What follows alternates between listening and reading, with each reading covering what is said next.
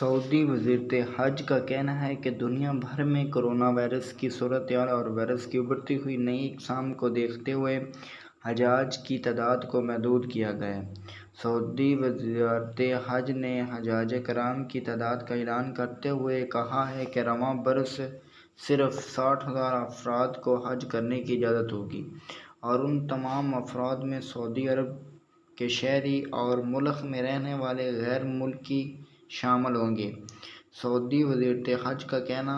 ہے کہ حج کرنے کے خواہش مند افراد کے لیے ضروری ہے کہ وہ کسی لاعلاج مرض میں مبتلا نہ ہوں۔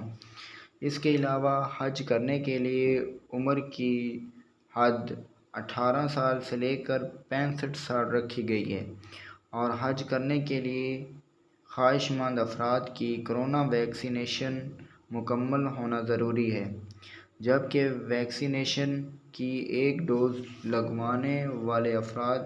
کی حج درخواست دینے کے اہل ہوں گے۔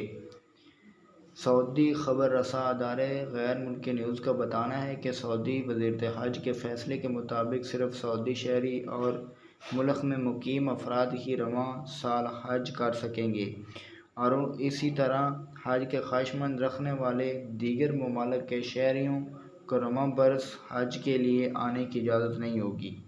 اس بار حج اخراجات گزشتہ سال سے کافی بڑھ جائیں گے۔ حج درخواست گزار کو سعودی حکومت کی منظور شدہ ویکسینیشن لگوانا ہوگی۔